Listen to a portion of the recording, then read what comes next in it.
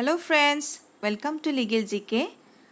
এইটো সেশনত আমি আগৰ সেশনত যিখিনি কোৱেশ্চন ৰৈ গৈছে সেই কোৱেশ্চনখিনি ডিসকাস কৰিম। আগৰ সেশনত আমি অলৰেডি 2019 ৰ Assam judicial service grade 3 question legal কোৱেশ্চনখিনি আমি ডিসকাস কৰিছিলো আৰু আজিৰ সেশনত আমি ৰৈ যোৱা বাকি 30টা কোৱেশ্চন আমি ডিসকাস কৰিম। সো দেৰি নকৰো, প্ৰথম কোৱেশ্চনত কি আছে চাও আমি। The procedure for inquest is mentioned in section under CRPC কোনটো সেকশনৰ আন্ডাৰত procedure for inquest mention কৰা হৈছে। procedure for inquest হৈছে যেতিয়া এজন মানুহৰ মৃত্যু হয় বা এজন মানুহ ঢুকায় তেতিয়া হলে যেটো ইনভেষ্টিগেশন কৰা হয় regarding the causes of his death, সেই গোটেই procedure-টো actually কোনটো সেকশনৰ আন্ডাৰত দিয়া হৈছে। ইয়াত শুদ্ধ উত্তৰটো হ'ব option C under section 176. Next question is proposition under evidence act are evidence actot amar kisuman presumption of facts aru presumption of law kisuman proposition dia hoise aru yat ei sarita pointot belek dhorone kisuman rebuttable hoy kisuman irrebuttable hoy. So yat শুদ্ধ উত্তৰটো কোনটো হ'ব? ইয়াত শুদ্ধ উত্তৰটো হ'ব option B, that is 1 and 4 are correct but 2 and 3 are incorrect. So presumption of facts are always rebuttable. On the other hand, presumption of law can be either rebuttable or irrebuttable, but presumption of fact can be either rebuttable and irrebuttable is not true.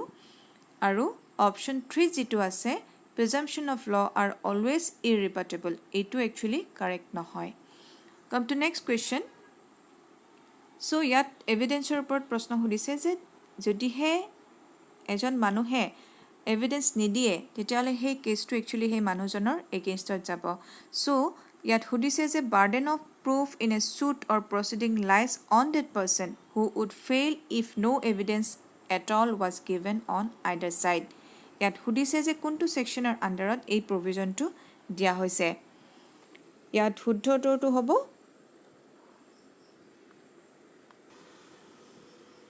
option C, that is section 102. Come to next question. Yat hudise regarding disputed handwriting. Disputed handwriting jodi kiba kesot arise hoy tetia hole how it is proved. Yat শুদ্ধ উত্তৰটো হ'ব option D, all of the above is correct. So it can be proved by calling an expert, by examining a person acquainted with the handwriting of the writer of the questioned document, and by comparison of the two admitted and disputed handwriting. Next question is principle that possession is prima facie proof of ownership is provided under which section of Evidence Act? So under section 110 of Evidence Act etu kwa hoise je eta ownership or prima facie proof hoise the principle of possession. Possession jar hatot actually thake hetu hoise prima facie proof of ownership. Next question is yat CPC report question kora hoise. CPC section 115 is related to which of the following provision? Yat শুদ্ধ উত্তৰটো হ'ব option C, revision. Next question is trial court is empowered by order 12.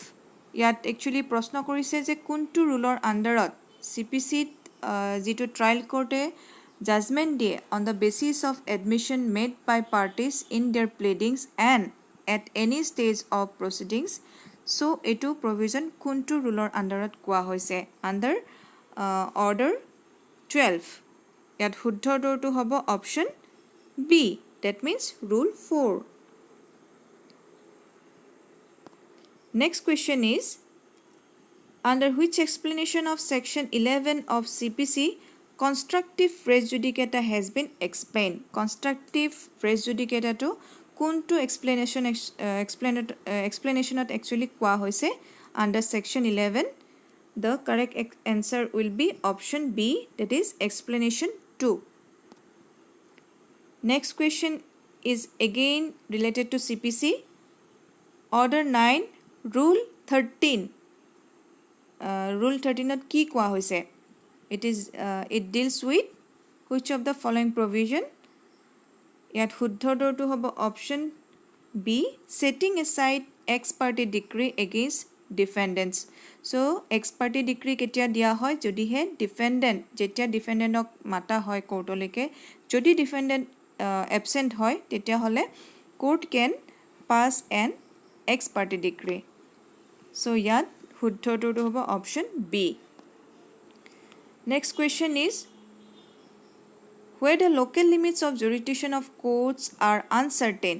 যেতিয়া এটা local limit, যেহেতু কোৰ্টত cash এটা দিবৰ কাৰণে জুৰিছডিকশ্যনৰ ওপৰত বেছ কৰিয়ে কেছটো দিয়া হয়, যদিহে লোকেল লিমিটটো যদি আনচাৰ্টেন হয় তেতিয়াহ'লে place of institution of suit shall be decided according to the provision of, ইয়াত শুদ্ধ উত্তৰটো কোনটো হ'ব?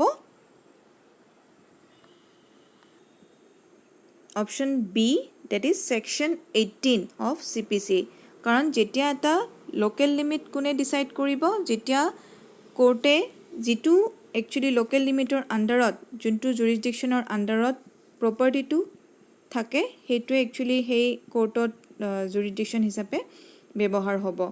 চ' আনচাৰ্টেন হ'লেও যিটো মানে প্ৰপাৰ্টিটো যিটো প্লেচত, যিটো কোৰ্টৰ আণ্ডাৰত থাকে, তাত কেছটো ফাইল কৰিব পাৰিব. ইয়াত শুদ্ধ উত্তৰটো হ'ব option B. Next question is, Section 21 of CPC cures. So ইয়াত সুধিছে যে আণ্ডাৰ ছেকশ্যন 21ত কি বিষয়ে উল্লেখ আছে? ইয়াত শুদ্ধ উত্তৰটো হ'ব want of subject matter jurisdiction. যদিহে আপোনাৰ ছাবজেক্ট মেটাৰ জুৰিছডিকশ্যনৰ ওপৰত কিবা অবজেকশ্যন থাকে তেতিয়াহ'লে প্ৰথম অৱস্থাতে সেইটো ল'ব পাৰে. To avoid harassment to plaintiff. প্লেইণ্টিফৰ যাতে ইন ফিউচাৰ হেৰাছমেণ্ট নহয়, তাতে প্ৰথম অৱস্থাতে want of subject matter jurisdictionটো ল'ব পাৰে under section 21. Next question is, the court can reject the plaint under order 7 rule 11E of CPC if it is not filed in. Very easy question. I hope all of you can answer it. Option B, duplicate. Caveat shall not remain in force after expiry of. Caveat hoise eta a type of warning given by the party. Hey warning to enukwake die jate jodi opposite party jodi kiba case je ba action lobor karone courtok application die tetia hole hey application to courte june caveat die hey manujonok নজনোৱাকে বা notice নিদিয়াকে কোনো ধৰণৰ action যাতে ল'ব নোৱাৰে, সেইটোৰ ওপৰত caveat file কৰিব পাৰি, কেভিয়েট এপ্লাই কৰিব পাৰি. চ' এই কেভিয়েটটো কিমান দিনলৈকে একচুৱেলি ভেলিড থাকে, কেতিয়া এইটো এক্সপায়াৰ হয়? চ' ইয়াত শুদ্ধ উত্তৰটো হ'ব 90 days. Next question is, parties by their consent agreement. ইয়াত পাৰ্টিৰ কনচেণ্টৰ ওপৰত কুৱেশ্যন কৰিছে. এগ্ৰিমেণ্ট, এটা কণ্ট্ৰেক্টত যেতিয়া এগ্ৰিমেণ্ট কৰা হয়,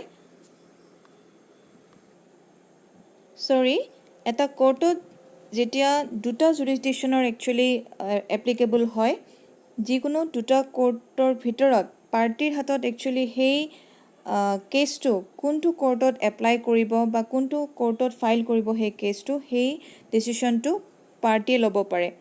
চ' ইয়াত শুদ্ধ উত্তৰটো হ'ব অপশ্যন চি. যেতিয়া এটা চাইমালটেনিয়াছলি দুটা জুৰিছডিকশ্যনত থাকে তেতিয়াহ'লে এইটো পাৰ্টিয়ে থ্ৰু এগ্ৰিমেণ্ট কনচেণ্ট দিব পাৰে যে কোনটো কোৰ্টৰ আণ্ডাৰত সেই কেছটো চলিব. Next question is, remedy of foreclosure is available in which one of the following mortgage. So' আমাৰ বিভিন্ন ধৰণৰ মৰ্টগেজ আছে. ইয়াত সুধিছে যে ৰিমেডি অফ ফ'ৰক্ল'জাৰ কোনটো মৰ্টগেজৰ আণ্ডাৰত একচুৱেলি দিয়া হয়? ইয়াত শুদ্ধ উত্তৰটো হ'ব চি, মৰ্টগেজ বাই কণ্ডিশ্যনেল চেল. চ' কণ্ডিশ্যনেল চেলৰ যিটো মৰ্টগেজ আছে সেইটোত যদিহে পাৰ্টিয়ে পইচাটো ঘূৰাই দিব নোৱাৰে উইদিন দ্য মেনশ্যন পিৰিয়ড, তেতিয়াহ'লে পাৰ্টি সেই প্ৰপাৰ্টিটো চেল কৰিব পাৰিব নেক্সট কুৱেশ্যন ইজ এইটো একচুৱেলি এইটো মেথছৰ নিচিনা কেছ এটা দিছে চ' এইটো ছল্ভ কৰিব লাগিব A owes rupees 10,000 to B under a contract. It is agreed between A, B and C that B shall henceforth accept C as his debtor instead of A for the same amount. All debt of A is discharged and a new debt from C to B is contracted. So this is a rescission of contract. So yat huddhotortu hobo rescission of contract. Next question is contingent contract to do or not to do anything on the happening of an uncertain future event. Yat contingent contractor kotha koa hoise. Contingent contract actually jetia eta uncertain future eventor uporot base kori kora hoy jodi he uncertain future event to hoy tetia he a contingent contract to enforceable hobo. So yat huddhotortu hobo D becomes enforceable only on the happening of that event, that future event. So come to next question. Which of this contract has three parties? Kuntu tolot ullekh kora kuntu contractot actually tinta parties thake. Nisoy yat huddhotortu hobo option D, contract of guarantee. Yat creditor, principal debtor aru surety thake. Principal debtor hoise the person to whom the guarantee is given. Jak hei guarantee to dia hoy. On the other hand, principal debtor hoise on whose default the guarantee is given. Jone hei poisa to actually payment koribo nuare. আৰু সিউৰিটি হৈছে হু gives the guarantee যোনে সেই পইচাটো ঘূৰাই দিম বুলি guarantee দিয়ে সেই মানুহজনক একচুৱেলি কোৱা হয় সিউৰিটি চ' কাম টু নেক্সট কুৱেশ্যন এইটো এটা মেক্সিম হয় প্ৰত্যেকটা মেক্সিম ডিফাৰেণ্ট হয় অলপ চ' ইয়াত অলপ মেমৰাইজ কৰিব লাগিব ইয়াত সুধিছে ex turpi causa non oritur actio' what do you mean by this maxim ইয়াত শুদ্ধ উত্তৰটো হ'ব option A from an illegal cause no action arises come to next question